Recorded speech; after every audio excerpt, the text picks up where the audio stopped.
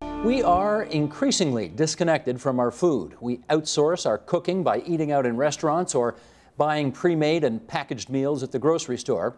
But a growing food movement is afoot, and at the forefront of that movement is Michael Pollan. He's the author of Cooked, A Natural History of Transformation. And I can tell by the way you're smiling, you don't like my saying you're at the forefront of the movement, right?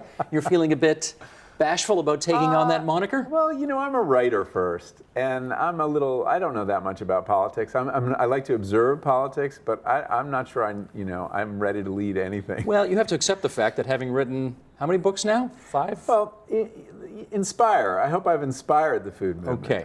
But leading it, I hope they find somebody better. Well, all right, I'm going to have you lead us to the thing that I just mentioned in the introduction, which is we don't live on farms anymore. We don't cook as much of our food as you would like us to. Is food, in some respects, and by that I mean the kind of food you want us to eat, invisible to us now?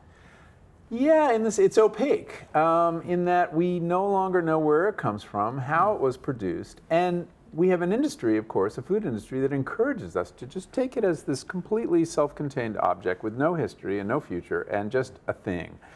And they discourage us from knowing its origins for good reasons. I mean, they don't want us to see how it's produced. And in fact, one of the great battles of the food movement is for transparency. And the food industry fights that back. Right now, we've got bills introduced in 13 or 14 legislatures, state legislatures in the United States, that would criminalize the publication of photographs taken in factory farms. So they don't want us to know how they're producing the food because they want to control the narrative, and because the true story would put people off their feet. What's their explanation for wanting to make that information illegal to come out? They say that animal rights activists will sneak in and take pictures, and those will be misrepresenting what's really going on. And we've had pictures that have ended up in the media demonstrating what's happening in these factory farms. But you think their real agenda is? Well, whose agenda? The food companies? Yeah. Oh, just kind of keep us from asking those questions. Keep us just eating. They don't want us to know when we get a fast food hamburger that there may be 200 animals represented in that one burger. And as we recently learned, one of those animals wasn't beef. It was horse meat in Europe. And that happens when the food chain gets very long, globalized, and we lose control over it as eaters. So they want us to focus on simply consuming food in a package. And we're happy to oblige them many most of the time. Are. Yeah, because the food is cheap and it tastes pretty good, and it does the trick. Yet we've had a series of events over the last several decades that I think have alerted people to the fact that maybe they should pay a little more attention to where the food comes from. We had mad cow disease. That was an amazing moment, a teachable moment in a way. It was limited to Europe for the most part. There were a couple cases here. But suddenly we learned that, wait a minute, we're feeding cows to cows? Don't they eat grass and grain? And so we learned something. And then the demand for organic meat soared. We had various food safety scandals involving fast food, which also increased interest in alternatives. And a big one here, listeria. Yeah, that's right, Maple Leaf the Foods. listeria case. And we had the Alar case with apples in America in the 90s, which suddenly people were like, panic for organic was the headline in Newsweek magazine. So every time the industrial food system has a scandal like that, interest in alternatives and curiosity about the source of food grows. But it never lasts. It takes it takes just a little bit of advertising to get us to go back to square one. It feels like, anyway. Yeah, well, the stories go away, but look at the growth in the alternative markets. Since 1990, when organic really gets started, that segment has grown 20% a year, even through this recession. Organic food growth rates went down, but it continued to grow at about 10% a year. Local food is the fastest growing segment in the food system. I'm talking about local farms to institutions and also farmers markets and CSAs. So the continuing expansion of the alternative food economy suggests that this is not completely forgotten, that people have had their consciousness raised about food, and it's convinced many people, not everybody, it's still only just a segment, that it's worth paying more for food you know more about.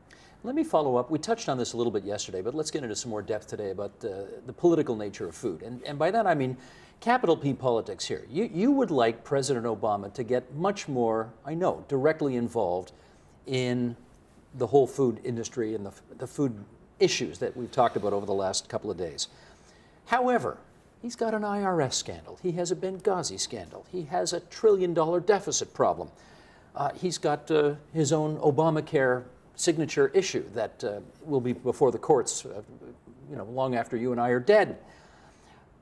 Where is reforming the food system on his list of priorities? Well, it hasn't been very high. It's been much higher on his wife's list of priorities. I mean, she's made it a serious issue, and she's to be commended for that.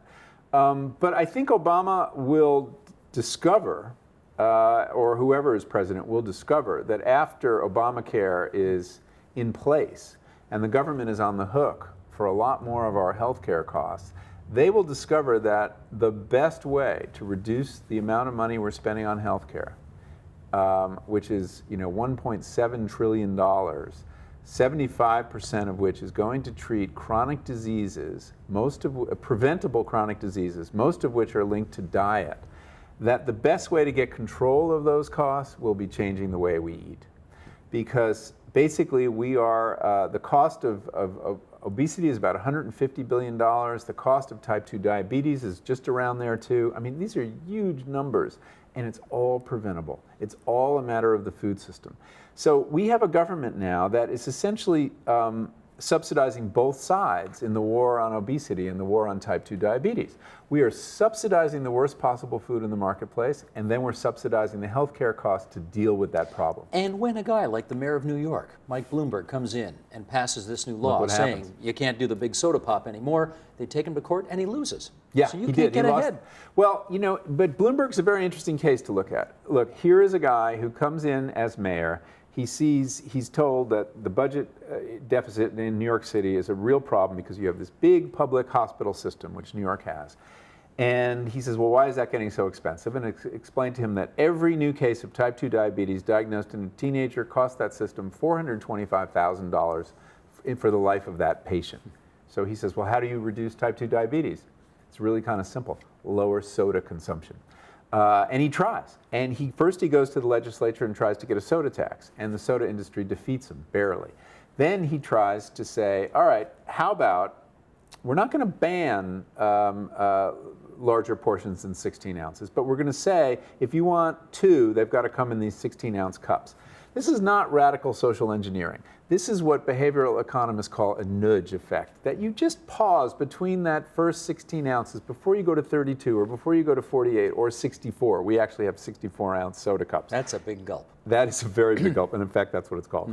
But this is considered outrageous, nanny state, and they get all over his case, and he loses in court. There'll be another round. It's not a very well-reasoned decision. There's a good chance if he stays in office long enough, or if the decision comes down soon, that he'll win the next round. I found it a very curious phenomenon because we tolerate social engineering all the time. We just don't see it. Every time you walk into the grocery store, there is social engineering going on. As Michael Moss explains, basically, when you go down the cereal aisle, the sweetest, chocolatiest, marshmallowiest cereals are at eye level, and the simple oatmeal, which is the healthiest thing in the store just about, is down by your feet. That's right. Okay? Yeah. You can't even see it. That's social engineering. Why don't we object when corporations do it to us? And yet it's outrageous when it's done for the public good. The Pied Piper of America today, though, Jon Stewart, had a field day with Mayor Bloomberg's big gulp ban. Yeah, he did. I know. And went to town on it. And it's, if I can paraphrase LBJ about Walter Cronkite, once I've lost Jon Stewart, I've lost America. Yeah. How do you get ahead? How do you make progress when this is so easy to ridicule? Well, I think it's a real challenge. I think what's going to happen is one of these proposals is going to succeed somewhere. It may be a soda tax instead of a ban on big cups. And because it sounds silly. I mean, it is easy to make fun of. And if you're Jon Stewart, you want one issue where you can take that side, and that's an easy one. It's a gimme. But one of these soda taxes will pass. I don't know that they'll work. I don't even know that the cup thing would work. What I'm suggesting is we need some social experiments to see what will work. Try a bunch of things. Try a bunch of things, see what sticks. And it may be taxation, and it may be changing the food environment in various ways. There's some harmless ways that no one objects to that are having some success. If you arrange the buffet line or the lunch line in school and change the order in which things are found, you will change the way people eat. So, for example, if you have to put vegetables on your plate before meat, you will take up more of the space on your plate with vegetables than meat. So these little adjustments in the environment can have a profound effect, and we need to play around with those kind of things. Let me follow up on the First Lady, because for, I guess, 5 years now, she has really been beating the drum of getting kids to move and eat better and so on, because she sees what's happening with childhood obesity. I think she then met with the food industry. What's happened? Well, I think her message has been somewhat diluted. I think at the beginning it was a really clear message, which is food matters to your health dramatically. Part of being a good parent is taking charge of your kid's diet. And she planted an organic garden at the White House, and she visited farmers markets and promoted real food. And then something interesting happened, and she gave some very tough speeches to the grocery manufacturers. If you go back and read those speeches, you'll be shocked at how tough they were about marketing to kids and formulating their products, and it was a real challenge to them. They came to her, the food industry, and said, we want to be part of the solution. Now, what do you do when the food industry tells you that? You can't tell them to get lost if you're the First Lady. I would probably tell them to get lost, but she can't do that. So she enters into a negotiation with them to reformulate processed food. Now, you can argue whether that is a worthwhile undertaking or not, but you can't avoid doing it once they've come to the table. So she's negotiated sugar levels and salt levels, and I worry that the effect of that, and we'll see if they keep their promises. The industry's made various promises to her. But tweaking processed food has not worked in the past. Not going to get it done. It's not going to get it done. We tweaked food. We got all the fat out of food. We had this low-fat campaign, you'll recall, from the 80s and the 90s. And we got very fat on the low-fat campaign, because as soon as we see a health claim, low fat, no fat, we eat more of it. And in fact, when they took out the fat, they added carbohydrates instead. Lots of sugar, lots of white flour. So I don't think that will work. I think the key is to get people off of processed food to the extent that you can. That processed food is the problem, and incremental changes in its formulation is not going to make a difference. I also think once you enter into those negotiations, you're legitimizing processed food. You're saying this is what's normal, and this is what people are going to eat, and you're regularizing it. And I think that's a mistake too. But I would also say she had very little choice, given the power of the food industry. Let me take you in a bit of a different direction here.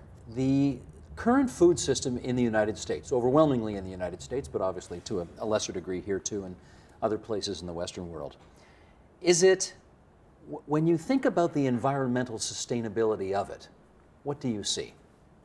I see a system that will break down eventually. How? When we say something is unsustainable, we don't just mean we don't like it. We have some aesthetic problem with it. We see a problem coming, that it depends on something it can't depend on. I don't know how it breaks down. You know, for a long time I thought it was, well, it's dependent on fossil fuel. All the fertilizers, the processing, the transportations. It's basically 10 calories of fossil fuel energy to produce 1 calorie of food. That is not a sustainable system when you see fossil fuel in shorter and shorter supply. Now we've found lots of new fossil fuel that we're willing to use. So maybe that won't be where it breaks down first. I worry about the quality of the soil. We have been abusing our soils for now a couple generations, and they're not producing as well. It takes more fertilizer to get the same amount of food. It takes more pesticide to get the same amount of food. And that's because our soils are not just disappearing, but we're changing their structure. Their life, their bacterial life is in trouble because of all the chemicals we put on it. That is a very serious problem. And the health care costs of the way we're eating is another. We're growing too much of the same thing, corn and soy and wheat to some extent, and that these monocultures lead to a really unhealthy diet. We're not eating enough plants. If we were going to get the 5 a day we're supposed to get of fruits and vegetables, you would have to completely revolutionize U.S. agriculture, because it's really not producing those kind of calories. It's producing calories of fat in soy for oils and calories of sweetener in corn, in high fructose corn syrup. So the healthcare crisis is where the industrial food system might break down too. It's hard to say where, but to blithely go on assuming we can keep growing this kind of food, this kind of way indefinitely is foolhardy. It's just simply not going to happen. I don't know when, I don't know how, but if you study biology, you realize it is industry, the logic of industry and the logic of biology are in conflict. And when that happens, biology always wins. It wasn't that long ago, I mean, if you think about the grand historical scope of this, probably around World War II, where agriculture was overwhelmingly solar-based as opposed to fossil fuel-based. So we were there. Can we get back there? Well, that's the big question. I'm optimistic that we can. I can't sit here and tell you sustainable agriculture can feed the world. We haven't done those tests. We're doing a lot of side-by-side tests. We're finding that actually organic agriculture is approaching the yields of conventional agriculture and exceeding them in drought years, which is very interesting because organic soils hold moisture so well. So that's something to keep in mind. The health of the soil may be the key to the future of agriculture, not any fancy seeds from Monsanto. We may be focusing on the wrong solutions. Where were you? I'm sorry, repeat your question if you would. Well, once upon a time, probably around World War II. We need a more productive agriculture than what we had before World War II. I don't think we can go back to that. We have more people around. The question is, can we do a highly productive, sustainable agriculture? I have seen models that work. They tend to be labor intensive. Now, is that a blessing or a curse? For many years, we regarded it as a curse, and our goal was to produce as much food per farmer. Well, this, depopulated our rural areas and filled our cities, and it's gonna do the same thing in Africa and India unless we figure out ways to use labor on the farm. If we've got enough people on the land, we can grow plenty of food. The other thing to keep in mind is that right now, I said I couldn't promise you sustainable agriculture can feed the world. I can promise you that industrial agriculture is not feeding the world right now. We're growing 6,000 calories per person per day in the world right now. You only need 2,000 to live. So why do we have 1 billion people hungry right now? That's what the UN estimates. 1 billion people hungry, but how many people obese who are doing more than their 2,000? Another billion. Yeah. So there are problems with that system. Yield is not the only question. A lot of the food we're growing we're feeding to our cars in the form of ethanol. That's where about 20% of all those calories are going. And then we're feeding a lot of it to animals to make meat. If we ate less meat and our cars didn't use so much grain, there's plenty of food to feed the 11 billion. I have heard you talk about the need to reunite animals with the farm. On the face of it, that doesn't make sense because we think, of course, well, where else would animals be? That's where they are. I'm afraid they're not on the farm anymore. Okay, explain. They're in the feedlot. The meat animals are all in the feedlot. We used to grow animals and plants in a very elegant rotation so that on a farm you could grow the feed for the animals, the plants fed the animals, and the animals produced waste that fed the plants. It was a closed nutrient loop. Then we did something which seemed really smart at the time, but doesn't look so smart now. We took the animals off the farms, concentrated them in feedlots, and as Wendell Berry puts it brilliantly, we took a solution and neatly divided it into 2 problems. The first problem is we had a fertility deficit on the farm that we had to remedy with chemical fertilizers. The other problem is this manure produced in huge quantities now, which had been a blessing on farms, became essentially a source of toxic pollution, which is what it is. It's polluting the water, it's polluting the air. So it's, you can't have a sustainable agriculture without plants and animals in a rotation. We have to figure out ways to depopulate those feedlots and get plants and animals working together again. That isn't new. I mean, that's in the Bible, Michael. That's right. That's right. It's really a very old idea. Yeah. It's another case where the logic of industry and the logic of biology or ecology are at odds because it's much more efficient in terms of units per acre of land or farmer to produce meat in feedlots. But from an ecological point of view, it's incredibly wasteful. Do you think the food industry, though, has managed to convince people that it has to be the way it is, because if we try to go back to the way it was, or figure out whatever the modern day incarnation of that is, there won't be enough food. Yeah. We will have food scarcity, and you don't want that. Well, first of all, as you suggest, we're not talking about turning back the clock. The modern organic or sustainable farmer is doing something that his grandfather or great-grandfather would not recognize. That's a common myth when people say, oh, my grandfather was organic. He didn't have any chemicals. It's a lot more than no chemicals. It's very sophisticated systems of generating fertility and controlling disease and controlling pests.